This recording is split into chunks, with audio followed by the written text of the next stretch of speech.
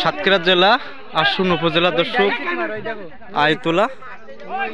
এখানে দেখতে পাচ্ছেন দর্শক, এই যে দেখা যাচ্ছে এটা কিন্তু খালের অংশ ব্যক্তিগতভাবে কিন্তু সবাই দখল করেছে গত 15 বছর ধরে। আওয়ামী লীগের শাসন আমলে যারা আওয়ামী লীগ নেতাকর্মীরা এরা কিন্তু এই খাল দখল করেছে, কিন্তু এবং স্থানীয় মানুষজন কিন্তু সেই খালের জায়গায় আবার ফেরানোর জন্য চেষ্টা করছে।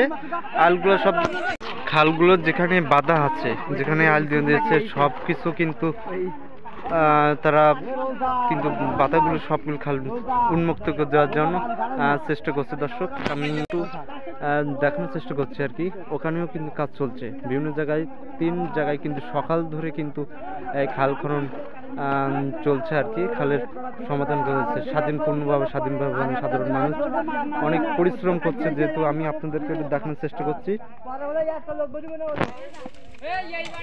এতদিন পরে কিন্তু এরা আনন্দিত যে খালটা আবার স্বাভাবিকভাবে যে কাটানোর চেষ্টা করছে সাধারণ মানুষজন, তারাও চেষ্টা করছে অসহায় মানুষজনের জন্য।